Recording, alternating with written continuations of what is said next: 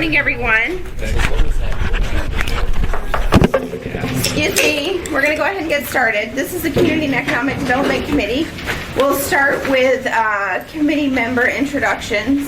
So I'll just start. My name is Amy Domboski, and I'm with the English Assembly. Erica, you want to go ahead? Erica McConnell, current planning section. Hal Hart, planning director. Tyler Robinson, Planning and Zoning Commission. Bertie Hall, Assembly. Jennifer Johnston. Chris Schutte, Director of Economic and Community Development. Bill Evans, Assembly. Tony Kange, Planning and Zoning. Oh, I'm sorry. I'm not. That's okay. We're going to So- introduce everybody.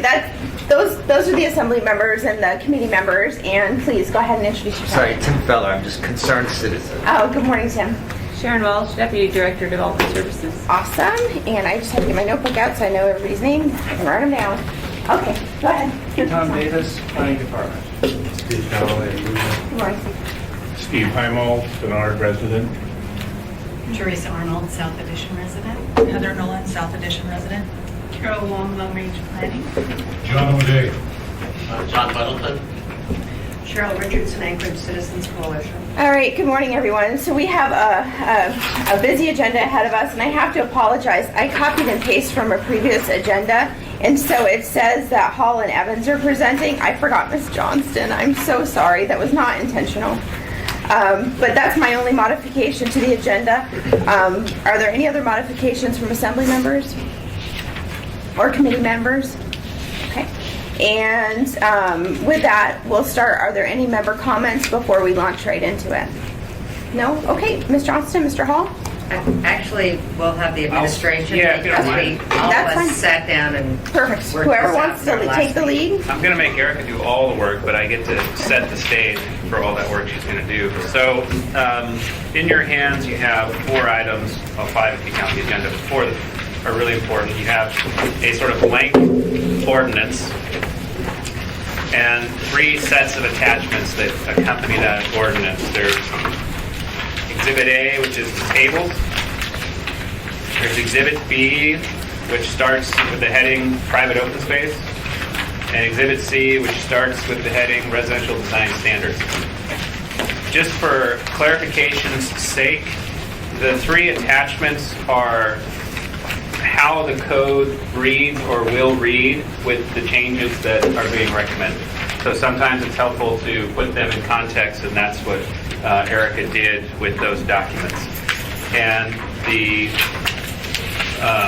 sort of draft formatted ordinance is the body or the vehicle through which those changes are being proposed. So what is this? Well, as the chair indicated, it's a I wouldn't call it a compromise. It's a combined attempt at taking all of the work that has gone into AO 59 and AO 76 by members of this committee, members of the public, Planning and Zoning Commission, and others, to find a vehicle to push those changes forward. And what we found in that process was that there was duplication in both, so there was a lot of overlap, which helped. And there was generally some very good direction provided by Planning and Zoning that we don't need to reinvent the wheel here. They have made some terrific recommendations. So the end product which has been tinkered with, if you will, by various members of this body that have been shared with Planning and Zoning members and others. This is the end product. Now, the will expressed by the Assembly is that this becomes an ordinance carried by and introduced by the administration, which we hope will be the case. This is not an actual ordinance as proposed by the administration. The mayor is anxiously awaiting the output of all of this work that's been put into it so that he can present this as his ordinance. And so that will occur. We thought since this committee has invested so much time and energy that this committee should get first look and input, and then we will take today to the output of today, and we meet with the mayor tomorrow for his formal approval. And the plan is, provided that that's it meets his expectations and the committee's expectations, that we will introduce it shortly thereafter. Can I just add to this? Yes. The other aspect of this is everything that's in here has already gone through the Planning and Zoning Commission process. So it was, our hopes and understanding is that it is all going forward now right to the Assembly, and we're not going back and starting at ground zero.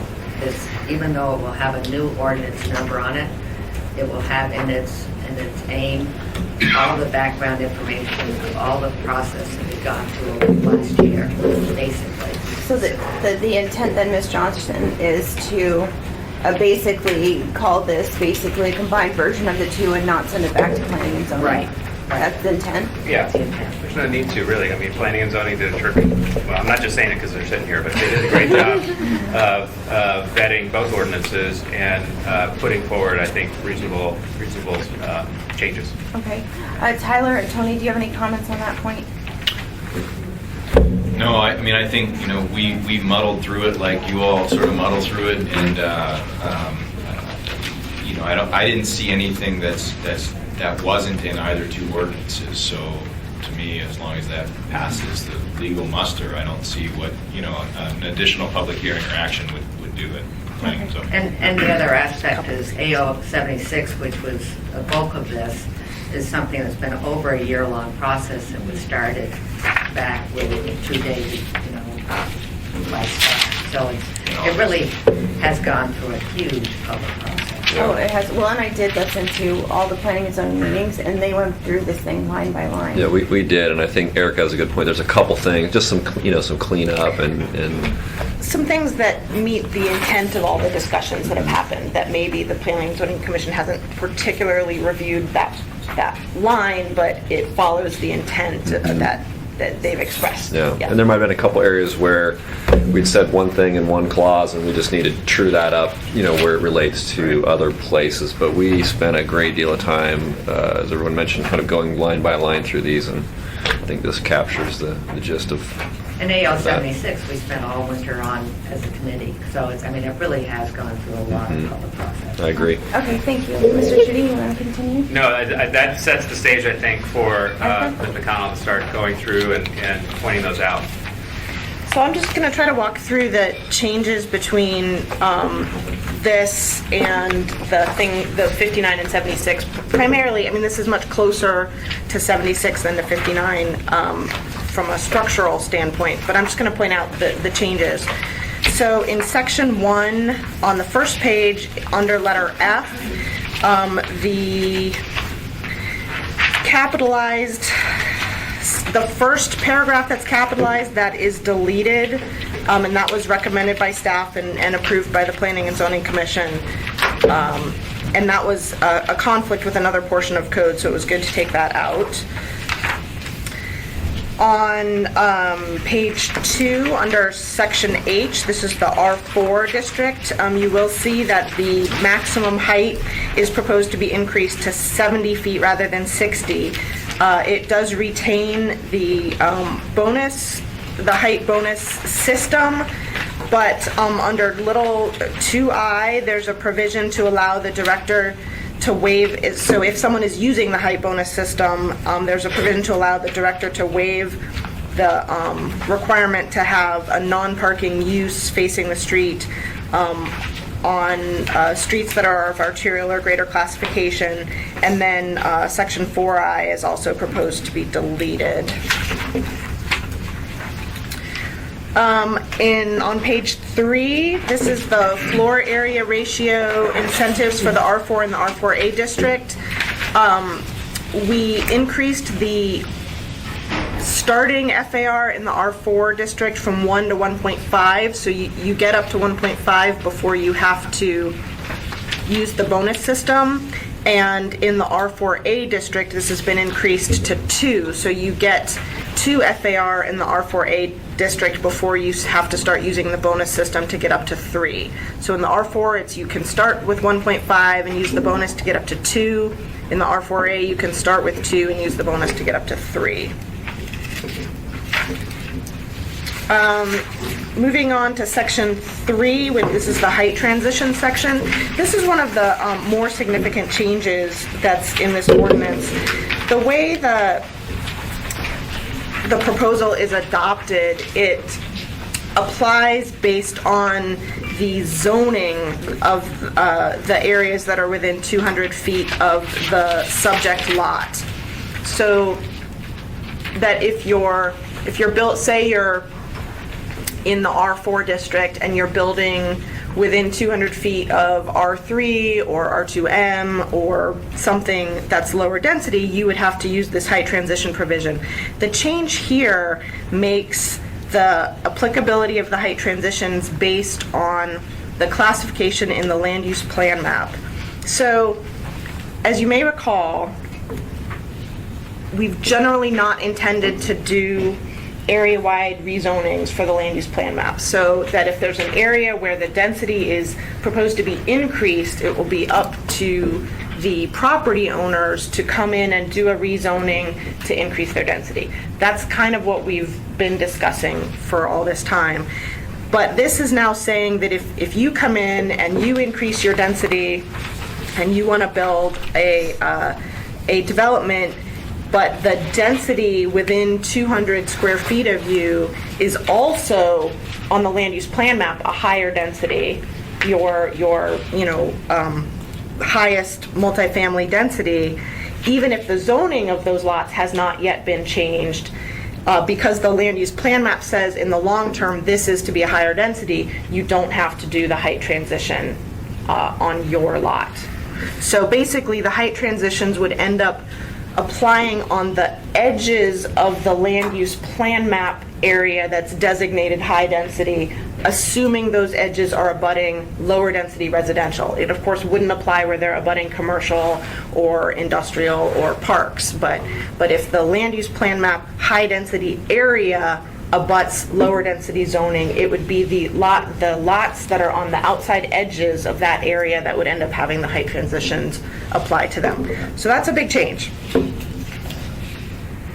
It's designed to, the land use plan map, which, Tom, when is the plan map being presented to this group? We hope to release towards the end of this month. Okay. So have a public review draft. Okay. So Let me just interrupt for 1 second. So typically the way these committee meetings work, we go through this and we address committee questions from committee members, and at the end I ask for public questions and comments. So if you have questions, just jot them down and we'll come back to them. Did you have a question or comment, Sharon? Okay. Go ahead. Sorry. So the land use plan map is laying out the vision for the city, and I think the committee's probably pretty familiar with it. And so we felt that there needed to be flexibility that supports the outcomes and vision through that land use plan map, and that this was that having a transition like this was one way to do that. So does that make sense? Okay.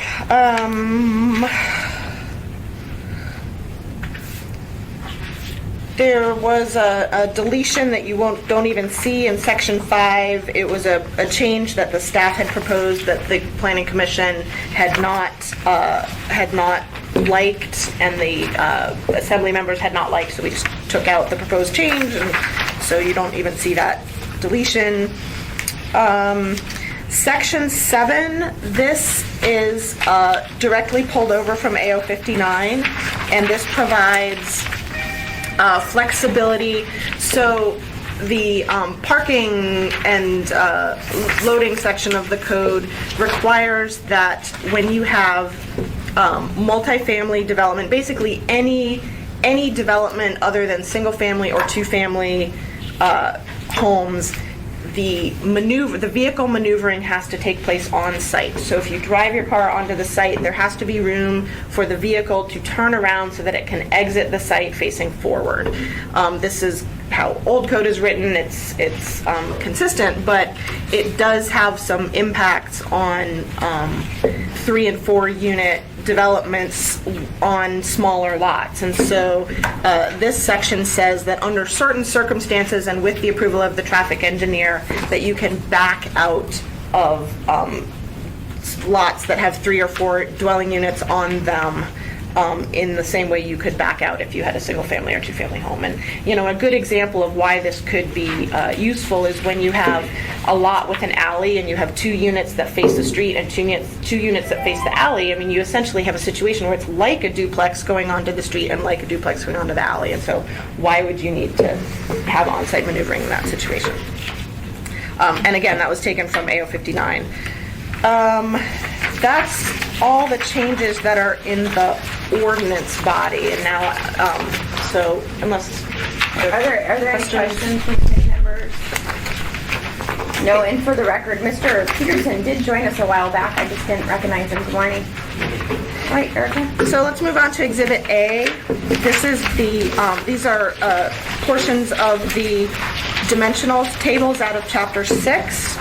We've added the R3 district since the last time you would have seen this particular attachment. The changes that are proposed in the R3 district come out of AO 59 as well. They include a reduction in the front setback for multifamily dwellings with 3 or more units from 20 feet to 10 feet. They include a reduction in the side setback for the same type of development as long as the abutting lot has a density of R3 or greater, or non-residential, or but if the abutting lot is a lower density residential, then the side setback would remain 10, but it reduces it in situations where you have the same density or a higher intensity. And it proposes that for the rear setback, that if you're abutting an alley, you can reduce your rear setback to 10 feet. So those are proposed changes in the R3 district. In the R4A district, you will see, this is on page 2. Sorry, the page numbers aren't numbered, but there's only 3 of them, so figure it out. In the R4A district, we're proposing to increase the starting height from 45 to 60, and actually we were talking internally that maybe this ought to be 70 to kind of match the maximum height you can get with wood frame construction. That would be 4 stories of wood frame over a 2 stories of concrete parking pedestal. And then, so the starting height would be 70, and then you would have the height bonus increase option where you could go up to 90 feet. I think just from a perspective, I'd like to get members on the record, but personally, I think that's a logical change because we're trying to create consistency. So I would encourage the administration to make that change. Jennifer? Yeah, no, I think it would be better to go 70 to 60. Yeah. Okay. We just discussed it this morning, that's why it did show up on this draft. Yeah. Okay. I see everybody nodding their heads, so okay, we're good with that. And I believe all the other changes in this are you've seen before. So that's Exhibit A. Are there any questions on that exhibit? Okay, moving on. Okay, Exhibit B, private open space. On B3 on page 1 in the R3 district, there was a difference between AO 76 and AO 59 on whether the R3 district would be 250 or 280 square feet of open space. So as you can see here, this is 250, which is consistent with AO 59.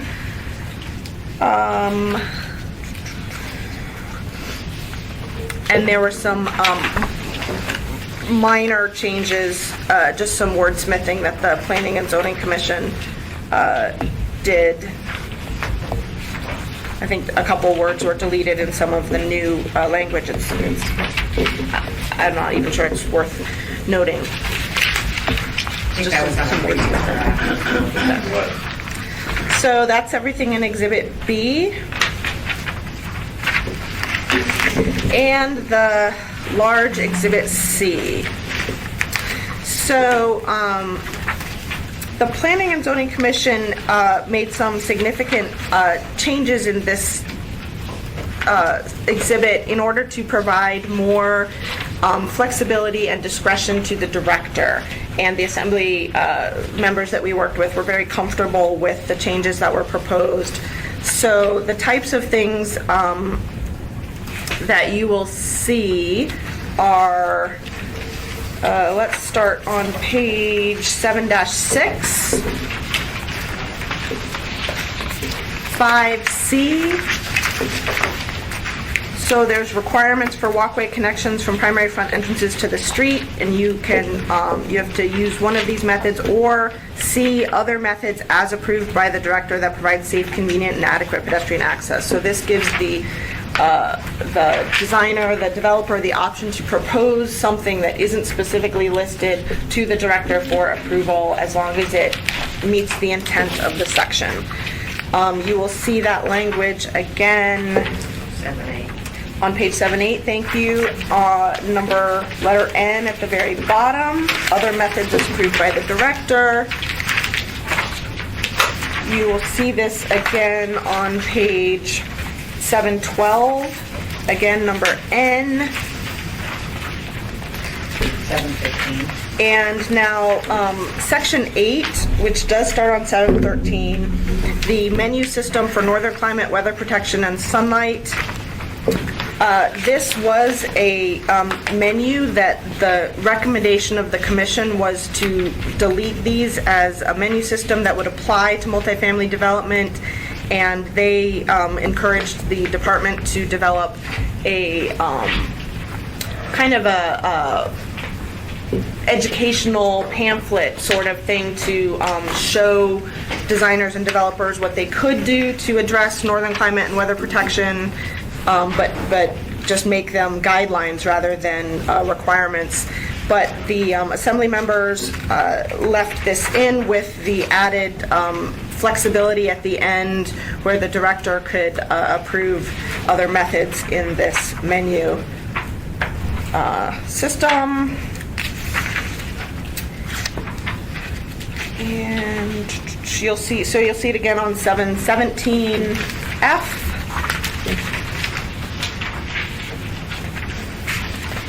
Uh, 719 4I near the top.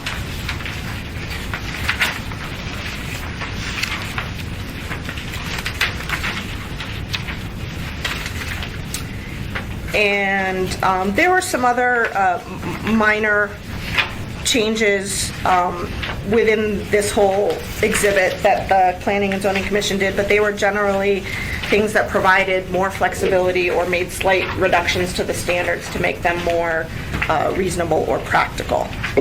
And I'm sorry I didn't have time to go and actually I can probably do it here.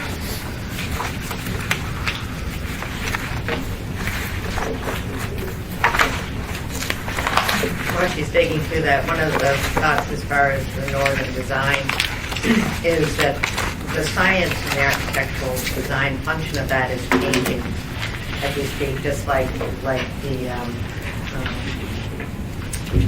rating. Energy efficiency, I can't think of the term, the gold star. And so you don't want to limit it in code or when new designs could maybe even reflect a better result. Tyler? A couple of comments. First on the northern city design. I think what's important to know is all of this is structured to now. There's no longer a separate townhouse, duplex, or multifamily section, right? That's all been combined into one. And so when you read these standards, you have to understand they apply for a duplex as well as a 400-unit apartment building. And I think that's where I still have heartache on some of it. I'm willing to go forward with it and try it out. But when you build on a 400-unit apartment building, you have very different resources, goals. I mean, there's all kinds of different things going in compared to building a duplex on a lot that's already there. It exists. It's 50 foot wide. It's in our R3 and R4 zone neighborhoods. And so to think that, if you look through the list, many of those things would never apply to a smaller building. You'd never build, an atrium is likely in there. You'd never build, you likely would not build an ice melt sidewalk. In fact, we don't even build them in any of our projects anymore due to the ongoing operating costs of those, and we do senior housing. So I think, even though there's a big long list of things, when you start to look at different building types, the list of things that are actually practical really shrinks down, and that's just based on on the sites that we have. And so I think one of our suggestions was make it apply to 8 units or more. Give the ability to the director to reduce the number of required, items. Again, those were our thoughts, just to balance out large and small. I'm willing to go forward with it. I just will tell you, it's going to give people challenges when they come forward.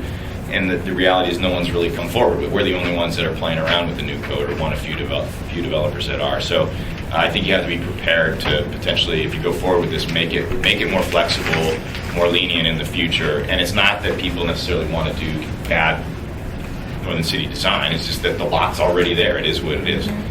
My other comment just on the flexibility, we spent a long time creating prescriptive standards that we knew that when you got to the counter, there would be no disputing whether you complied or did not comply.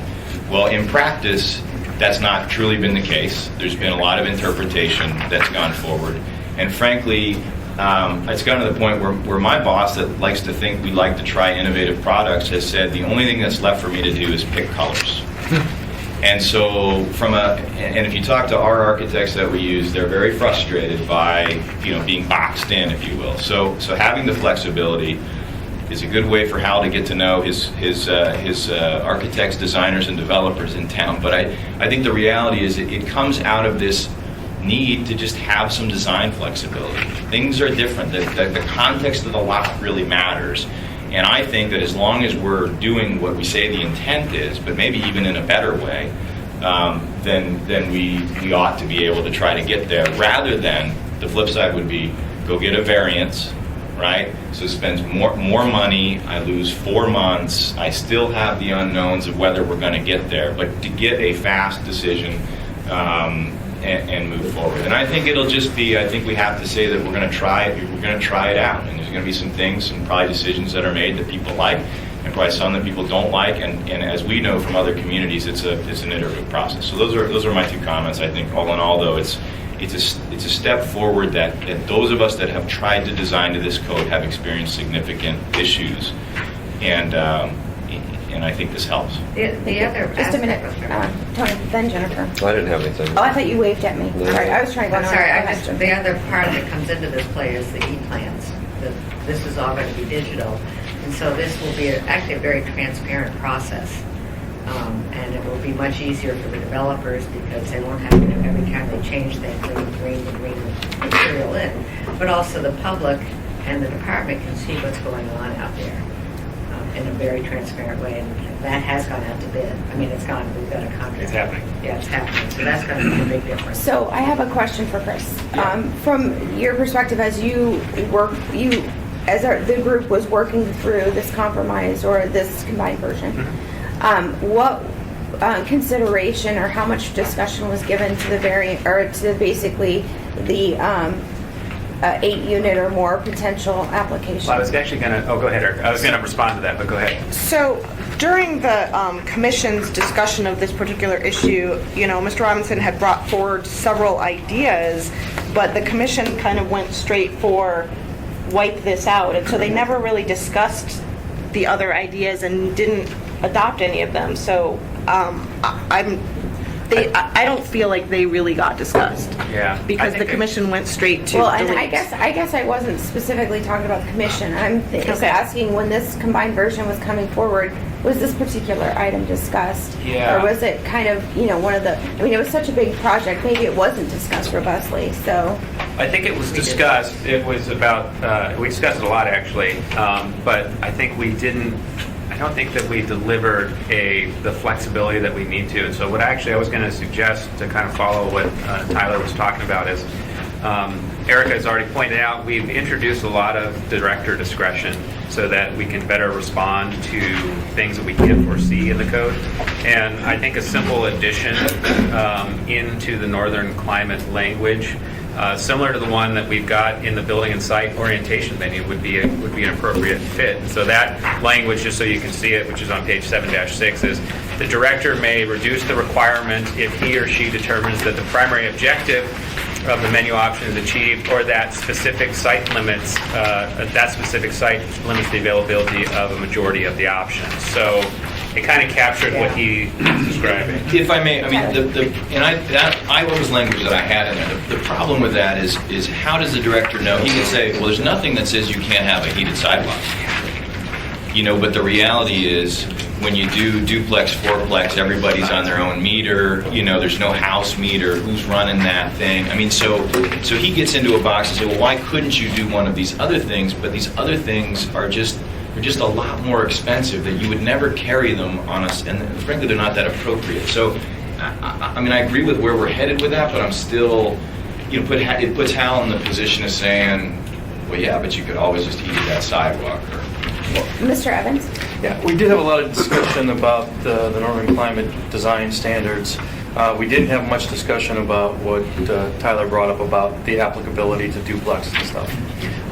I had not thought about that personally, and it seems to me that when I think of duplexes, I think of them more akin to single-family housing type development as opposed to multifamily housing. It's closer to that. So I wouldn't be opposed to applying Northern Climate Design to something a little bit bigger, whether it's fourplex or over 8 units. Even a fourplex, I think, is about the point where I think it starts getting to be more of a multifamily unit than a single family. Could I do a reminder thing here, though? What got us on this discussion was the picture that Erica brought to us of the duplex that she had. I can get that if you want. That was how we started this discussion. It was a builder coming in to do duplexes. Oh yeah, the picture, the ugly picture. There's one window. So I mean, for full disclosure, yes, we did discuss a duplex. And if here, just as you're applying this, I mean, we read this stuff in isolation, section by section, right? What happens when you're designing a building is you've gone through all these other sections that talk about how you design an entryway, how you site your building, where your pedestrian access is, and then you kind of get here.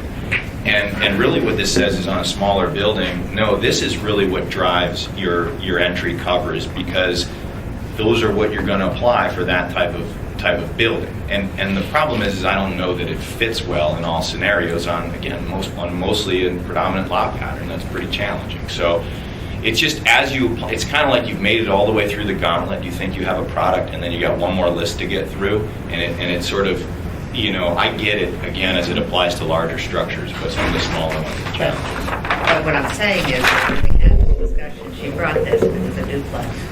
And so that does come to the table, and we didn't feel, at this point, with as much as we know, that we could address something like that without a director's, by adding the language, then the director gets to know all the builders, all the architects, and we don't have something like this coming to the desk and being able to get a Mr. Evans? Yeah, and I could be completely wrong about this, but obviously the biggest, most obvious problem with this design is the hardly any windows on the facing sides.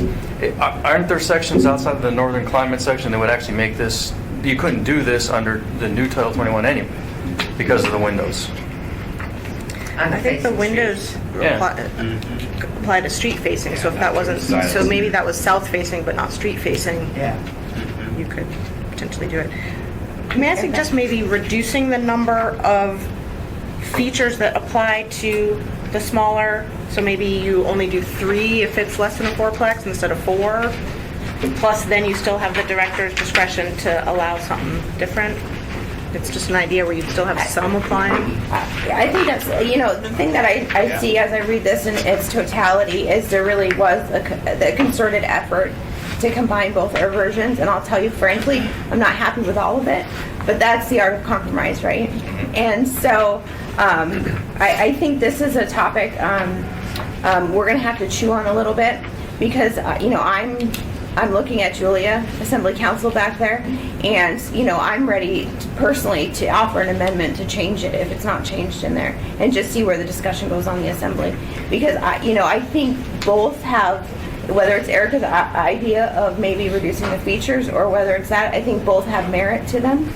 And Tyler's saying he's ready to, even if the director discretion's in there, I think if we're willing to go that far, why not just say, well, it's not going to apply to above fourplexes? Why not just start? To me, I would say I'd be fine with 8plexes. Mr. Evans fine with 4plexes.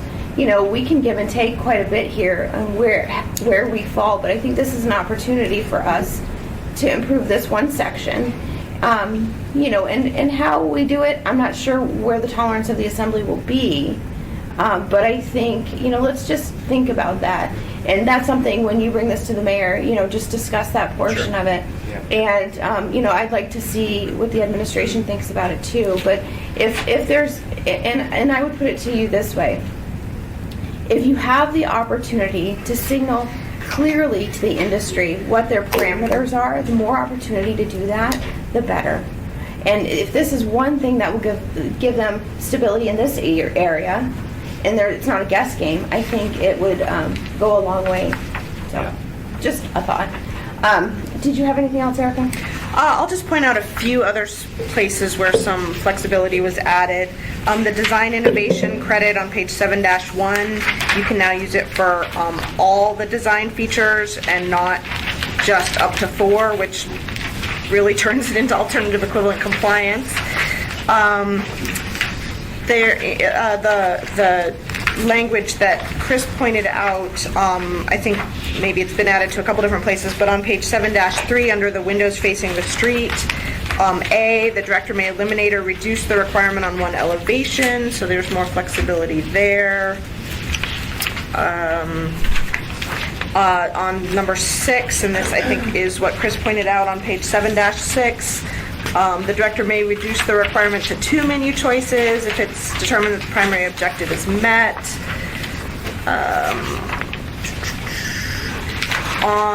Let's see. Or that the site doesn't allow it, by the way. Yeah. It's not just. Right. Yeah. Right, yeah, sorry, I'm just, yeah. On 6C, orientation of living spaces and windows overall development, this is now required on up to 2 building elevations facing a street instead of all building elevations facing a street. The visible front entries at 6K on page 7-8. This is now applies to at a minimum half of the entrances to individual units. So if you have a large development where you don't have all of your units facing a street, or it just allows more flexibility. So if you can't meet it with every single one, that would mean you couldn't meet this menu. But instead, it's if you meet it with at least half, you can use this menu.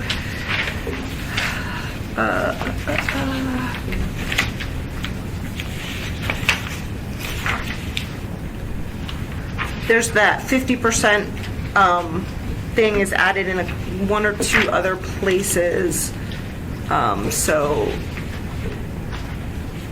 that's probably enough just to show you that there have been some small tweaks to make it more flexible. My intent is, this has been a lot of information that those of us who weren't drafting it didn't get to see until today. So my intent is to revisit this topic under old business at our September 23rd meeting, and that'll give us the opportunity to read it, formulate questions, and then come back and ask if we have more suggestions. Mr. Evans? Hey, if I can just ask one question, I'm still fascinated by this ugly house.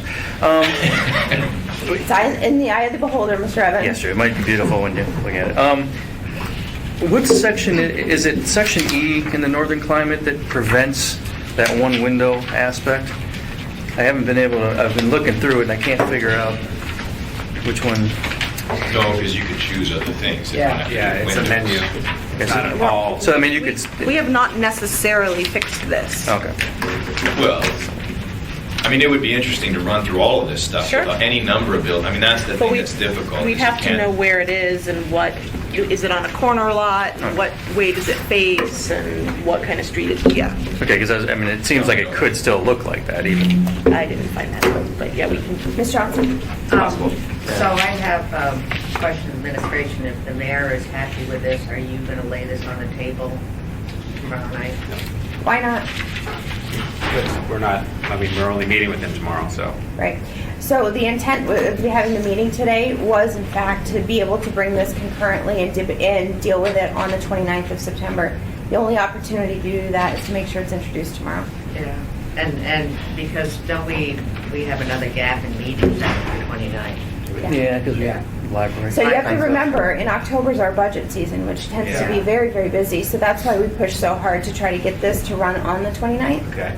So that's why I'm hopeful, I'll check on I'm hopeful we can lay it on the table tomorrow. That's the reason why we moved the meeting to today, so we could discuss it.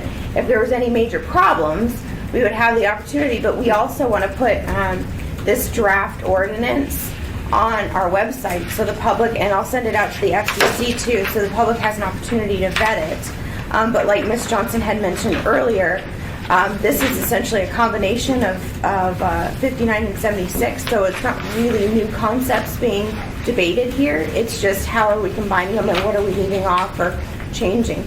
And so, but I do want to get it out to the public as quickly as possible, but we can't take it up on the 29th if, in fact, it's not introduced tomorrow. Hate to put the pressure on you, No, but that's fine. we have a lot of topics going on, and I just want to get it out before the public And as quickly as this possible. has been over a year in making, Yeah. so it's Thank you. are you And then the only other thing is because I'm going to try to do an 11 o'clock meeting tomorrow night, if you do late on the table, I'll ask to be a co-sponsor. So would I. Perfect. Thank you, Ms. Johnson, for all your work on this. I know it's been a We're long going to be time. co-sponsors on this. Yes, I would love to be. Yeah. Okay. Cheryl, sorry. No, that's fine. I'm a little bit confused about when this will be introduced and when it will go back to public hearing. Well, we don't know yet, so we have to wait for the mayor to weigh in. So that's what we were just discussing. If the mayor weighs in tomorrow and he's okay with it, this committee sounds like I personally am encouraging him to introduce it tomorrow night so we can get it out and disseminate it to the public as quickly as possible. And that means it would be up for public testimony on the 29th at the same time as AO 59 and AO 76. Those are still right before the body. So the intent, what I think will happen, was AO 59 and AO 76 will both be postponed indefinitely. And then this ordinance will be the ordinance that I believe the Assembly will deliberate on and potentially amend and or pass. So this is being treated as a new ordinance then? Yes. So it is going to be introduction and the public hearing process? Yes. But as we discussed earlier in the meeting, it sounds like, and it will be up to the body at the time, but it sounds like this is not something that will be referred back to P&Z. Correct. Because essentially it's not a new topic, it's just a new format. I understand. Thank you. Mr. Hall, I'm sure you have something to say. No, I'm happy. I love it when we work things out like this. And I appreciate everyone's work. I know it was a lot. Ms. Johnston, I know you have to go really quick. Do you have any comments or questions or anything to say on anything? No, I'm pretty much done with this subject. Okay, I'll check back with you. 7 years on it. I'm done. Okay, thank you. Okay, with that said, before we switch on to a new topic, I'd like to ask members of public or anybody who didn't get to ask questions on this particular topic if they have any questions. Just a simple And clarification. again, for the record, because we're recording, can you just state your name before you speak? Sorry, Tim Feller, South Edition resident. Thanks, Tim. I want to wish everybody a Shana Tova. It's a Jewish holy day today. But no, it's just a clarification because on page 4 of the original Anchorage ordinance, it says 200 feet. I would understand that to mean 200 lineal feet. But you said 200 square feet, and it is 200 lineal feet, right? I'm sorry, Yeah, I think applicability so. feet. but 200 just- lineal I feet, just but I want said to make square absolute- feet. Sorry, yes. Okay, I lineal. just wanted to make Sorry. absolutely certain about it. That concerned me. And I just wanted to second Mr. Tyler's comment, because I think every builder has encountered that. There's a certain obtuseness and capriciousness in the interpretation of codes that unfortunately this can't address, but, it's there. It's always there. Thank you for your comments. Cheryl, Hi, I know everyone is so just happy. one more time, can you state your name for the record? My name is Cheryl Richardson. Thank you. And I know everyone's very happy to get this out the door, and it's been a long haul. I do need to note that the product that's come here has not been vetted with people who originally put together the Anchorage Comprehensive Plan and the original Title 21 that was almost wrapped up in 2010. So I am very concerned that this has been produced in a corner without the input of the folks. I've just been going through old reports from Urban Land Institute in 2001, Bill Fulton in 2005, and one of the things that both groups noted, and Anchorage has noted all the time, is that we are missing clear standards that are enforced. And when there are elements of this bill that I think do not go this right direction to resolve those problems that were identified when the comp plan was created that long ago. The other document I would refer you folks to is Clarion's diagnosis of what was wrong with our building code, our Title 21 in 2001 or 2, and then their diagnosis and then their annotated bibliography of how they would resolve this. I'm afraid that we have been going backwards for 5 years. This is the final push backwards. And I would ask that very soon, maybe before we talk to the mayor, that there be a look at the other side of the ledger and what can we restore from the 2010 Title 21. We're still falling back from neighborhood protections. We need to push the other direction and restore some of those protections that have been lost. So I thank you for your time. Thank you, Cheryl. Are there any other questions or comments? Yes, sir. Madam Chair, thank you. I just wanted to thank everyone for their work on this. I'm Steve Heimel, resident of Spinard, and I want to thank everybody for their work on this. I've been trying to follow it. It's been difficult. And I just had kind of a due process question as to in what manner did was it in public that the Planning and Zoning Commission was involved in these negotiations? Well, I would say there's two parts to this. First part is both AO 76 and AO 59, the two versions that are overlapping that you hear a lot of discussions. Those all went through a public process where public testimony was taken, and Planning and Zoning went through and vetted each of those ordinances line by line on the record.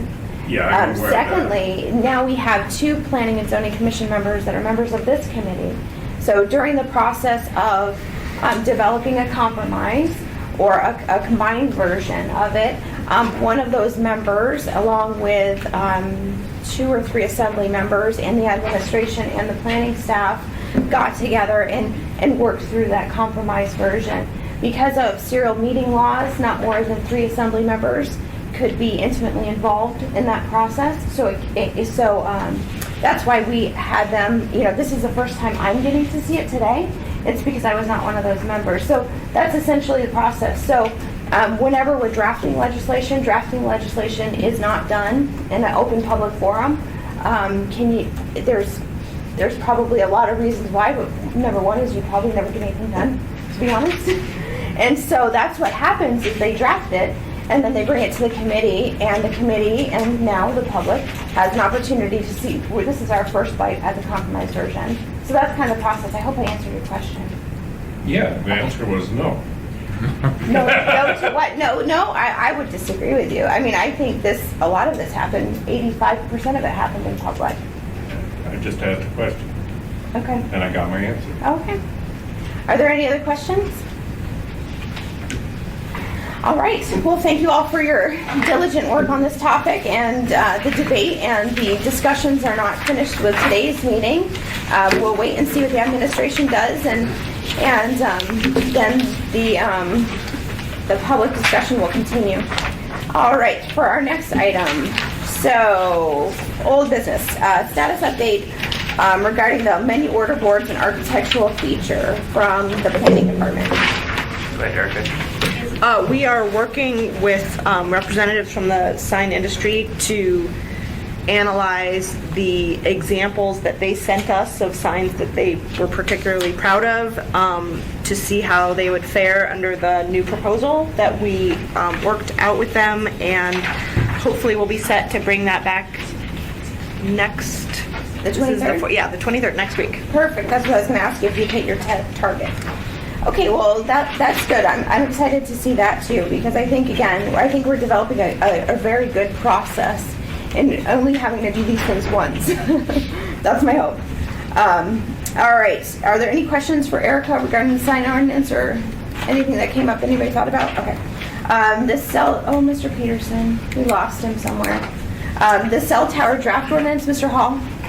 Had a great meeting last week. Incredible information. Matter of fact, it would be great if the rest of the assembly could have access to the information that Trick shared with us. Fantastic. It was a really good presentation. Great meeting. And we're going to meet every other week at Chris's request, so we're not overburdening staff with so much coming at them. And Erica is going to prepare for us for the next meeting a document similar to what we did with marijuana, with key questions and options, et cetera, so forth, which will really help bring focus to the project. I think Pete's doing a great job. Good meeting. The next one will be also just as good. So, yeah, it's going well. So, my timeline, I would like to see a cell tower draft ordinance potentially by October. And the reason I say October is because it has to be disseminated to the public. And I don't anticipate any sort of action on it probably until December. Yep. But I would like to have the cell tower issue I think, settled by the end of the year. Yeah, I don't want to speak for Pete, but I don't know that it'll be ready for the 7th, but I think that we can probably get something in the month of October. Okay, well, if you and Pete could get together with Tony, I think you're also on that subcommittee, and if that working group, if you're not ready for a draft ordinance on the 7th, if you could be prepared to present to this committee, at least just like what you had talked about with Erica, these are the issues that we've answered the questions to.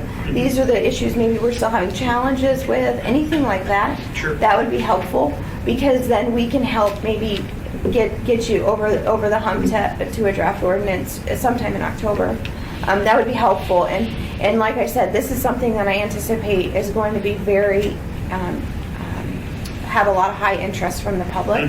So we want to make sure we get it out to the community councils as soon as possible. Will do. I'll tell Pete your instructions: either get the job done, or he's going to be terminating somebody. And you have to remember, this is an ordinance that's going to have to go to P&Z too. Right. So it's the October 7th deadline is something that's very ambitious, even getting it through P&Z. I think so. Just the best we can do. My hope is to get that. I think you'll have a whole lot better idea after the next meeting. Okay. Much better idea of what we. And I think we've got P&Z tonight.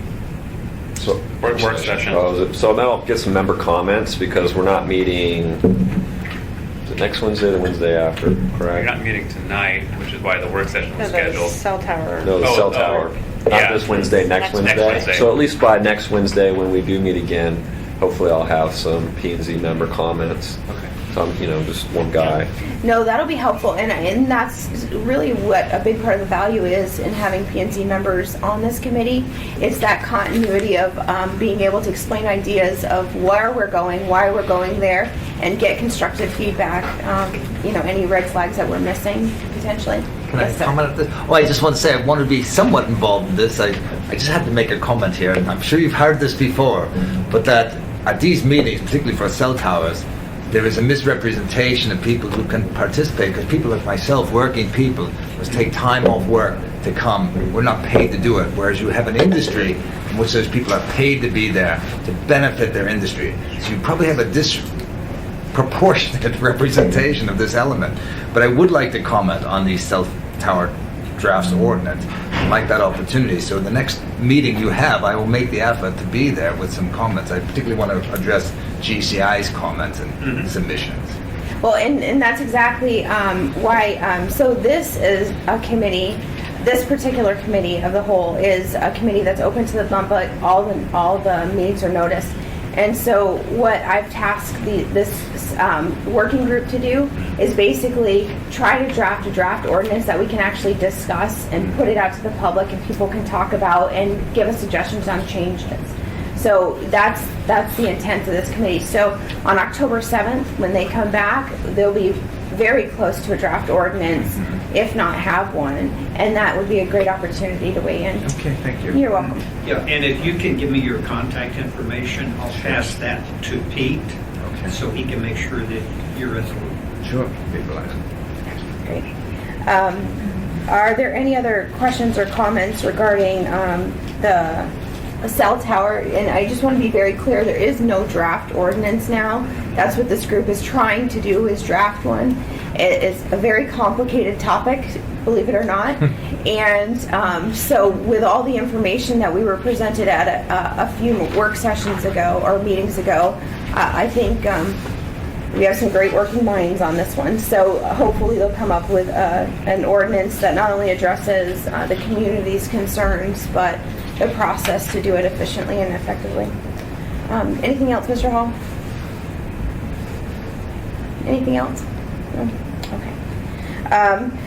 Okay, so we'll move on to our committee goals to have passed by the Assembly. I just, as I was thinking about this a couple weeks ago, I just want to keep reminding everybody all the topics that we're working on and the topics yet to come. So my hope is the Title 21 amendments, that what we just discussed, this potential combined version, or 76 or 59 or both or whatever, that they are finally adopted by the Assembly. My hope was before the budget season. If that's not the case, by the end of October. October is a very busy month for us because it is the budget season, and we want to make sure that we give this item as much attention as it needs, and isn't just kind of checked off just because it's stuck in with the budget. So that's the reason why I'm trying to focus on this one first. So that's my first, the first goal that we've talked about. The other is bringing back the sign ordinance. I know, I think Eric is probably like me, in that when you start something, it's nice to finally check it off your list and move on. And I think this would be one of those ones, that would be nice. It doesn't seem like it's a big deal, but it's one that I think would be nice just to adequately address and get done by October. And then the cell tower ordinance, as I said, my goal initially when we started talking about cell towers was by the end of the year. Now it's been a couple months since we started this discussion, and I recognize it's a big topic. So if we could get the cell tower discussion at least through P&Z by the end of December, I think that would be helpful. But in order to get it there, the first step is drafting the ordinance, and the committee's well on their way there. So I think that's an opportunity. You think that's a good timeline? Option? I don't know. Tony's thinking of all the other things P&Z has to do. And then I'm going to go back up because I skipped a whole bunch of stuff, I can tell. The other thing, and we'll just do it right now, can we get a status update from the P&Z members or staff on the land use plan map? Tom? Yes, our current target is to attempt to release towards the end of this month. Our date is September 25th. Public review draft. We're looking at a public review period of that through the 30th of October, and are working with a number of organizations to help prep them to be ready to comment so that they can provide informed comments on that expedited schedule. With the organizations, what we're hearing is they would typically need two months to comment. They deliberate for a month and then they pass the resolutions, whether it's BOMA or a community council or what have you, the full range. So we're trying to work with them in advance so that they're ready. Okay, perfect. They have a pretty aggressive work plan for getting the word out. In fact, you've been to a couple of community councils so far, right, Tom? Yeah, we've had about 62 consultations so far. Okay. We have about 24 to go. In addition to 10 this week, and that's the community councils, business organizations, and right. Great, thank you. Perfect. Wow. I've already hit all of mine. Yeah, I was going to say, well, mine are just starting to meet again, so I'll be hitting on mine too. That sounds like it's good. Any comments for P&Z members regarding the land use plan map? No, I think there's been some discussion from staff on what it would take to get it through us in November by adding an additional meeting, and I don't know that all members have committed to that, but I would suggest that as soon as that becomes like necessary, that we would get that going to know. We need a public hearing night. Typically, then it takes staff a week or so to put their issue response together based on that, and then we come back and deliberate on it. So it can't happen with back-to-back meetings. There needs to be a gap in there. So we're open to it based on your schedule, but it's based on people's availability. Right. I think for November we were we only had 5 people, I think, that could attend an additional meeting, so kind of tough. But I think originally when we were talking our timeline, we were hoping to have this before the assembly in December for our December meeting.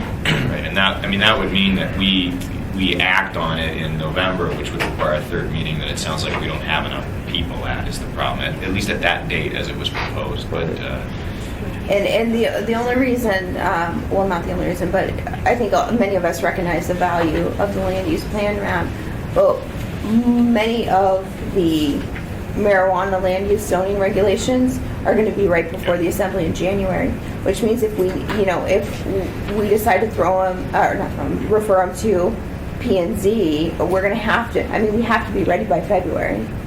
And if this is a key part of the component, I'll give, is Jim Ferguson still the chair of P&Z? he is, I think he won't be in October.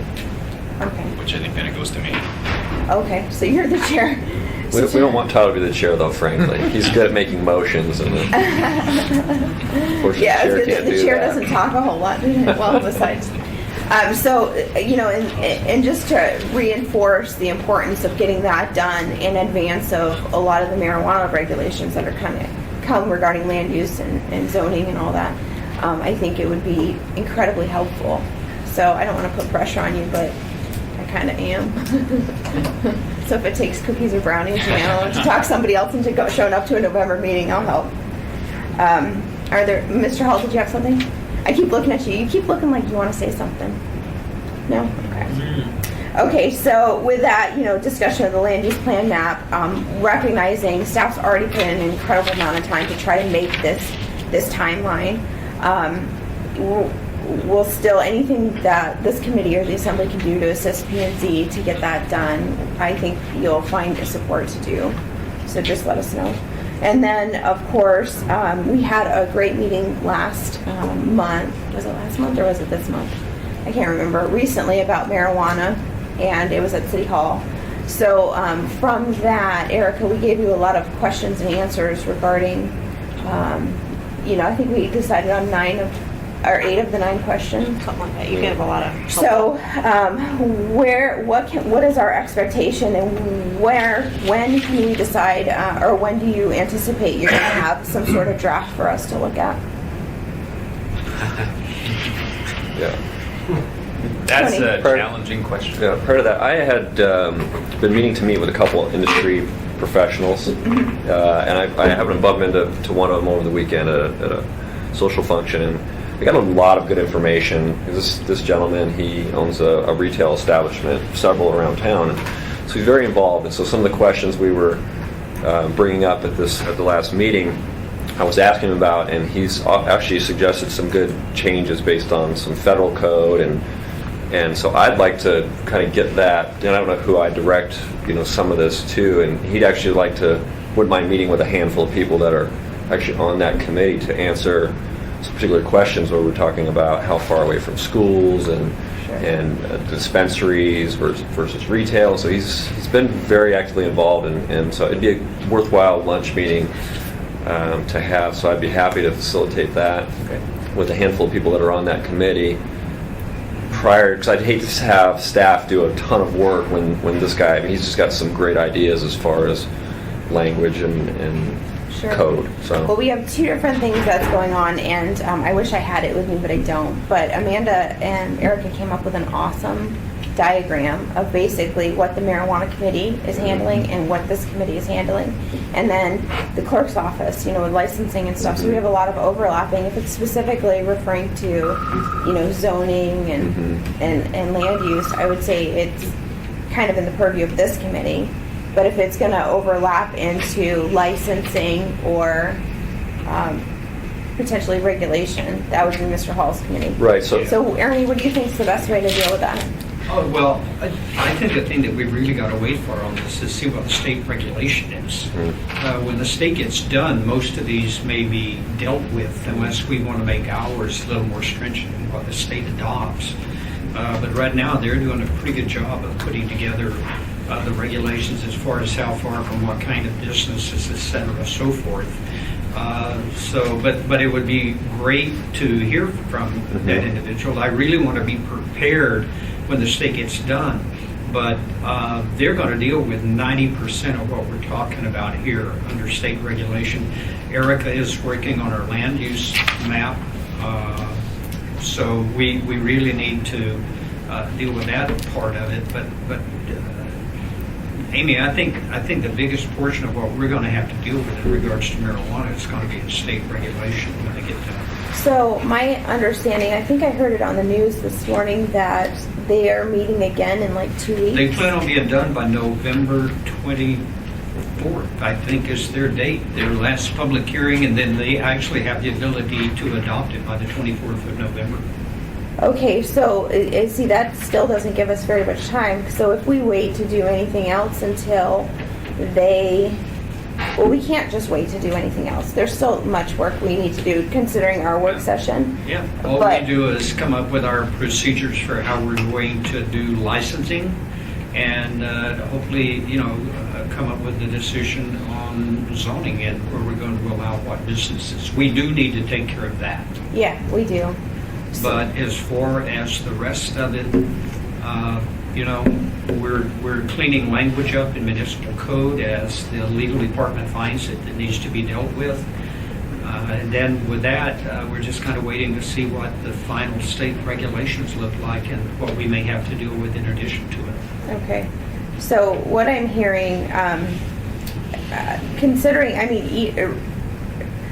we know the state's going to make their regulations and everything. I thought the meeting we had last time was very productive regarding marijuana. And I do recognize, whether it's the licensing that your committee is working with or whether it's the land use and zoning that our committee's making recommendations on, there are things we have to do. So I think it would be beneficial to have that discussion that Mr. Kane referenced, and then potentially hope for having our draft with licensure and all that. I'm thinking November. Yeah. Erica, does that sound doable? It's September 14th now. I will do my best to make that work. Anecdotally, he gave some good information just on the size of the market, Yeah. The potential market, and that was good to hear. But I think for our committee, or the one that was serving on the other day, the land use, as far as marijuana, I think there's some good insight as far as, the federal regulation that's coming out that says, you can't have marijuana within 1,000 feet of the schools, and I know we were kicking around 500 feet, and so maybe there's some ways we can align ourselves that way. Particularly the thought we had on the retail side of a dispensary, can it go in any strip mall? And so some thoughts there are, should be, because of security reasons, should be a standalone building. And so just I think we can keep it to the appropriate discussion with whatever members that are involved in that particular committee, particularly as it relates to land use. Tony, I think I will actually be out of state next week when the meeting occurs, but we've got a meeting next Thursday at 4. If it was possible to get that individual lined up to be there, that would be fantastic. Next Thursday? Yeah. Okay. And that is Mr. Hall's marijuana committee. Right. So I would encourage, myself and Mr. Peterson sit on that committee anyway, but Sure. I would encourage all members of this committee, because especially if it's regarding zoning, to either go back and listen to the audio of this presentation or be there next Thursday at 4, and that's in room 155 at City Hall. And that would give us the opportunity to say, well, it'll be your meeting, we'll just crash the party. Yeah. Yeah, and I'll see if Rob can make it. Let me get your number before we leave. Okay. So that's helpful. Are there any other questions or comments regarding the timeline or the discussion on marijuana land use and zoning? Sure, go ahead, Heather. Just again, state your name for the record. Heather Nolan, South Edition resident. Earlier, Mr. Feller asked about being involved with this development of the draft cell tower information. But what I just heard was it sounds like Tony ran into someone that has information or interest in marijuana and the changes in the draft ordinance. So it sounds like there's going to be a meeting that this particular person's being invited to, but there are several residents that are very interested in the cell tower issues that we've continued to contact people have not been contacted back, or if we have been contacted, we've met with other people, but not once have we been allowed to meet with this cell tower committee. So I'm just wondering if now let we me, might be able to. Yeah, let me be clear. So what Tony was saying, there is no draft ordinance for the cell tower yet. That's the whole point. Typically, the way drafting happens is 1 or 2 assembly members get together with a lawyer and they draft it. And typically, once it's drafted, then it's presented. And the typical fashion it's presented in is it's introduced to the assembly and then it's referred to committee. What we're doing is something different. We have a couple assembly members and maybe a P&Z member that are working with the administration to try to come up with a draft. And before it's ever introduced to the assembly, it's coming to our committee, this committee. So I think it's, I erred when I first called the cell tower group a subcommittee. I should have just called it a work group because I think it's confusing a lot of people. But we're trying to take that extra step of getting public comment here at this committee meeting before it's ever introduced to the assembly. So when it comes to the cell tower work group, Mr. Hall had asked, I think, for your phone number, and he said he would pass it on to Pete, Ernie and Pete are the 2 assembly members that are working to draft an ordinance that's not been drafted yet. So, they're asking for more information. With this particular thing, Tony was saying that there's an individual who has a lot of experience and owns multiple retail shops across the country. So whenever we find somebody, whether it was GCI and community councils that had a vested interest that we brought to the committee, or whether it's somebody who actually owns a business or is engaged in the industry, or maybe is a lawyer who knows a lot about it, we try to bring them to the committee so we can understand maybe legal ramifications or technical ramifications. So when we go to draft the ordinance, we're mindful of that. That's all that he's doing. So, these committee meetings, the one that this gentleman will be at, hopefully, it's open to the public, and at the end, we always take public comment. Well, committee meetings, and technically speaking, that's a new trend developing on the assembly. Committee meetings are meant for assembly members to discuss an option together and come up with, just basically talk it through. Committee meetings in the past have not been open to the public. So it's a new trend we're trying because we're trying to be very mindful of all the hiccups that might arise. And before the ordinance is ever introduced to the assembly, maybe we can incorporate it in, the issues.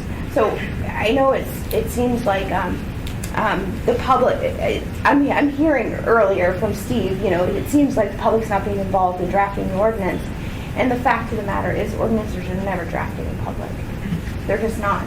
I mean, it's very difficult. I've sat down with other issues with 2 attorneys in the room and myself, and I can't get them to agree. Oh, sure.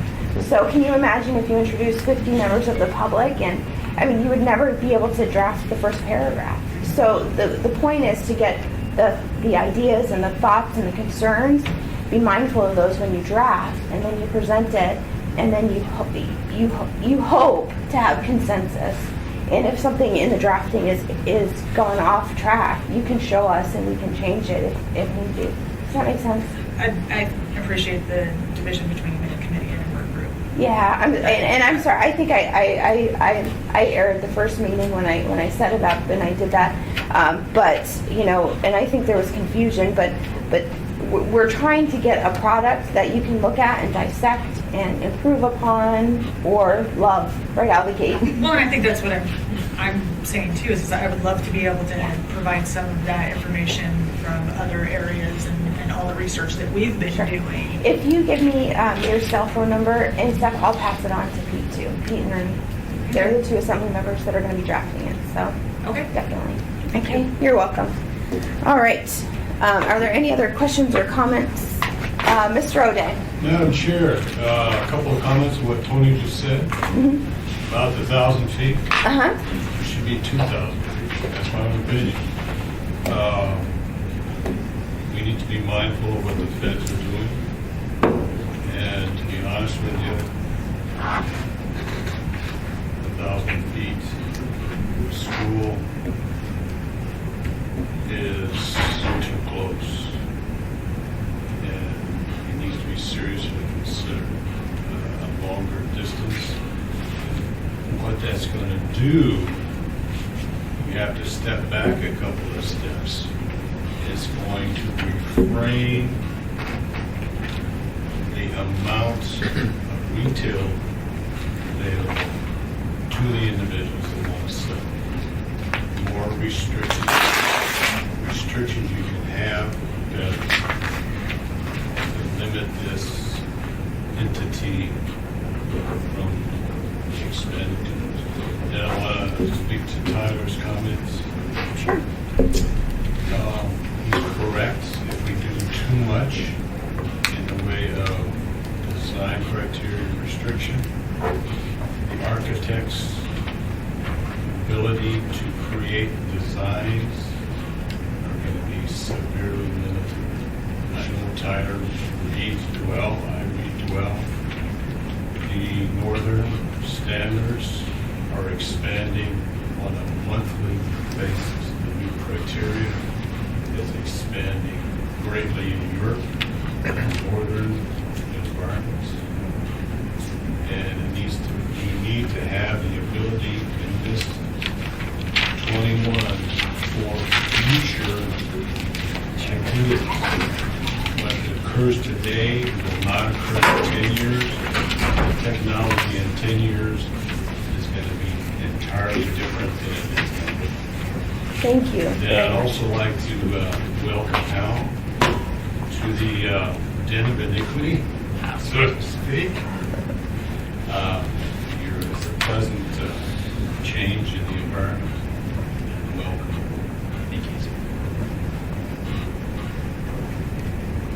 Thank you very much. I want to skip. I usually do public testimony at the end of the topic and also at the end of the meeting, but when there's time. But we need to move on to our tickler list. So on the back, I put names there, and sometimes they were names of who thought of the idea, and other times they're names of who I think wants to be involved. But I intentionally brought this up today because on September 26th, I think that's the Saturday, the last Saturday of the month, October, I'm having a meeting with the Chugiak Eagle River Advisory Board, and we're going to start working on Chapter 10.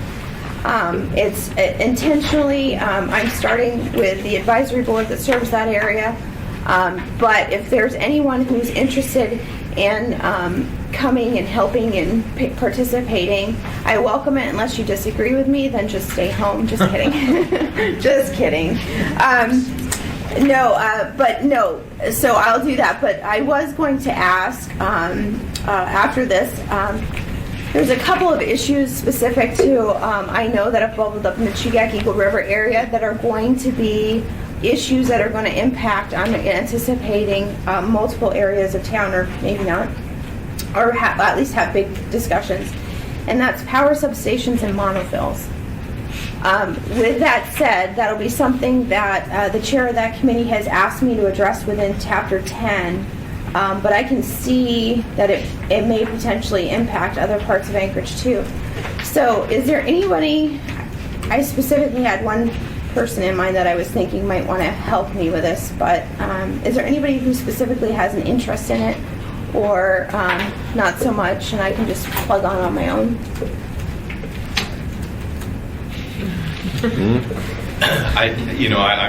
I'm being pretty guarded with my time this fall is my issue. It's my busy time, so I'm having trouble with my commitments. That's okay, no worries. Just know this is something definitely the PNC members will see, and I'm sure there will be robust discussion on. You guys have gone through the monofill and the power substation issue, so you know exactly what I'm talking about. Okay, so that meeting, if anybody's interested, the Chapter 10 meeting will be September 26th from 1 to 3 in the community room behind the library in the Chugiak Eagle River Community Center. Regarding building codes, Mr. Evans, Yes, you ma'am. had added that. They're up for What do you want renewal. to do? What do you want to do? How do you want to handle that one? I don't know. Okay. I really don't. But I'll look into it and Okay. come up with a plan for you. If I can, Sure. I'll let you know. The Title 23 updates that have been worked on now for almost 2 years are illegal. Dean Gates has been polishing them into the final ordinance. There's just a few additional things that have come up that we're going to take back to the building board and then get to the assembly. Our goal was to get that done in September to the building board, but Dean unfortunately had an accident, snapped his bicep tendon or something, out with surgery and this and that, and so we're a little delayed, but that's where we are with them. And then once we get the building codes, we'd be bringing them to these, once we get to the building board, let them know about these few additional things, then we'd come forward to the assembly. And, so that'd probably be October now. One of the things that was interesting, I had the opportunity, I spoke to you, didn't I? Or did I just imagine speaking to you? Maybe I spoke to, I know, Julie and I have had the conversation. But we were talking about building codes and the timeline and how they're adopted and that type of thing. And I think as you start down that endeavor, Mr. Evans, I would recommend that you sit down with Sharon for like 20 minutes and just talk about the process, because I know I was contacted by a member of the community thinking that we should just forget about the old codes and just go ahead and straight to adopting 2015 or 2016, whatever codes. And there was a very logical, rational reason why we do the process we do. So I think it would be helpful. Step one is just to understand the process and why it's the way it is. So would you be willing to? Sure. Yeah, absolutely. I think she's probably your best resource. Perfect. Okay, so Mr. Evans is going to work on that. Mr. Trainee had brought up animal facility licensing.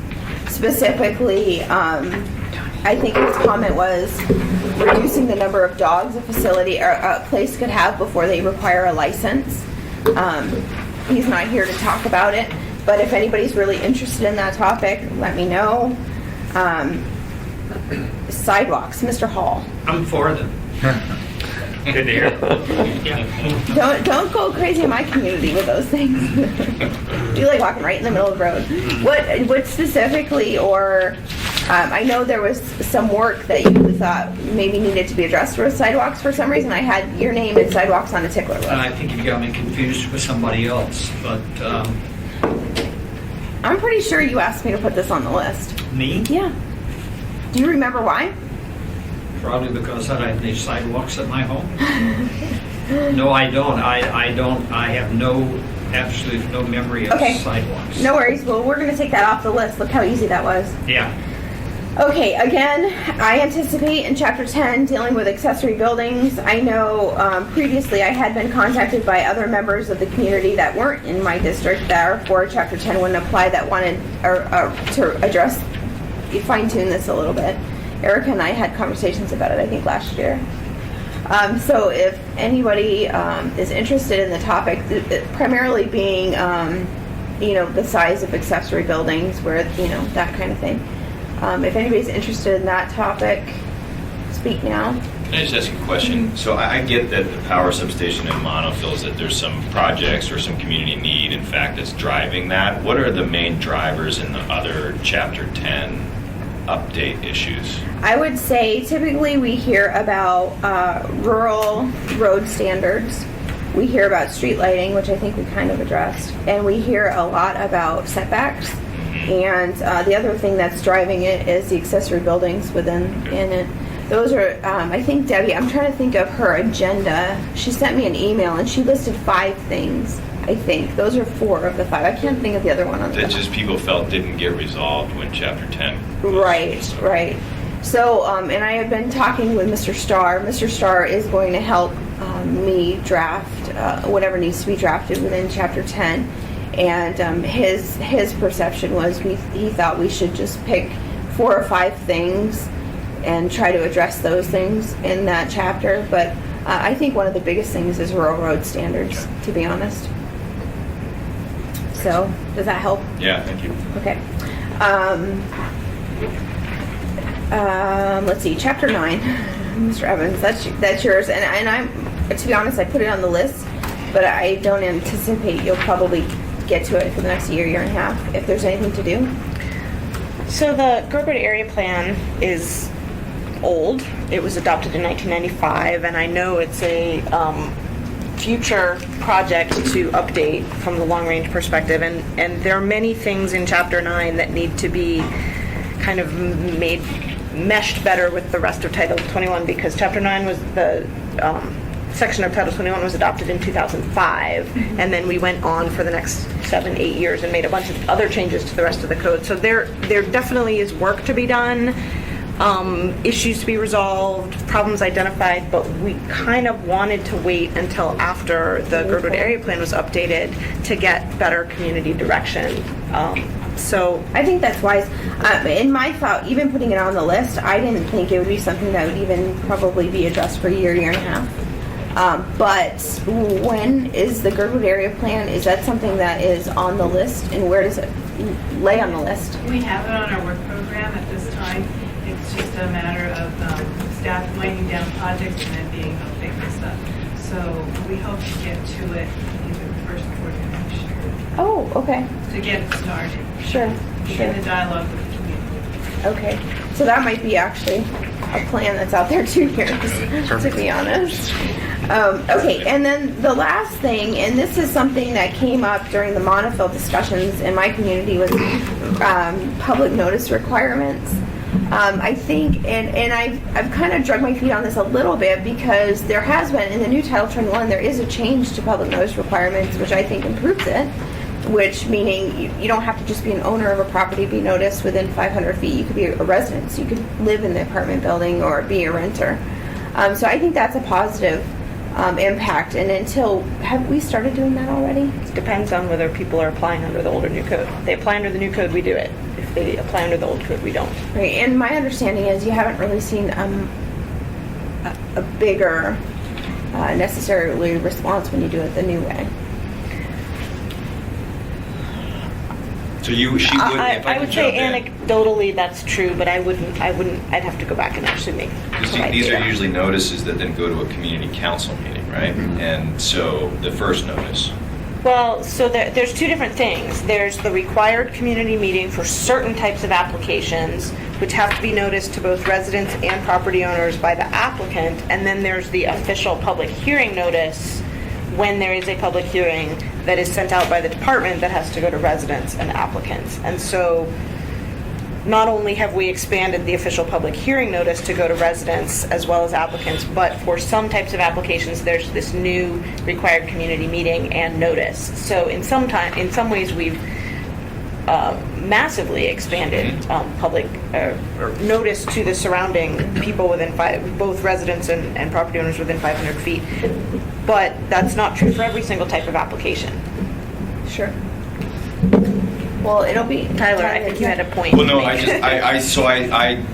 the one that sends it out for our projects to the community meetings, and I will see usually 2 to 4 people that are at those community council meetings that don't typically go to the community council meetings, that are a specific result of sending out, in some cases, hundreds of notices. So, no, that said, I also get phone calls, but I think it's you definitely get a few people, but no doubt it's lost in your stack of mail, just like everything else. Sure. So a little bit more. Okay.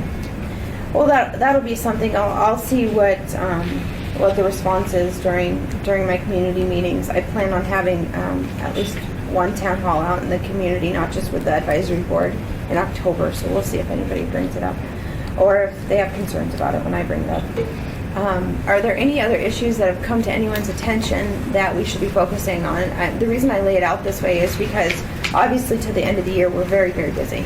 And my expectation is between the land use plan map and marijuana and potentially the cell tower issue, we more than likely will have 3 meetings in November, the 4th, 11th, and 18th, in order to make all the other deadlines. But for right now, I've tentatively scheduled September 23rd for the next meeting, and that we'll talk about the sign ordinance, and if there's anything new or questions after today's presentation regarding the changes to Title 21. October 7th will happen to be that robust dialogue on the cell tower and how that work group is developing, what they've come to consensus on potentially, and the challenges. Maybe they don't have answers to their questions. Hopefully they can give us a good presentation there. And then October 21st, I have down, and I thought I had something on it. We don't have marijuana yet, so we'll just leave that open. But October 21st, so those are the 3 meetings that I have right now in the future. So you can see it's, I'm giving everybody a little bit of a reprieve on the in-between weeks. So that'll be your working week where you can work on your projects. And then if anything comes up in the if anything comes up in the interim, just let me know. With that said, I just want to just open it up for comments or questions. Anything from any committee members before we go to the public? I just want to make a comment to the staff. You guys are just doing an outstanding job. I see the look in your face of the train coming at you, and we just keep throwing stuff at you, but you're really doing a great job. It's appreciated very much. And my hope is, Erica, after we get through the marijuana stuff in February, we're really going to be able to take a big, deep breath. After we get through the marijuana, nobody will care.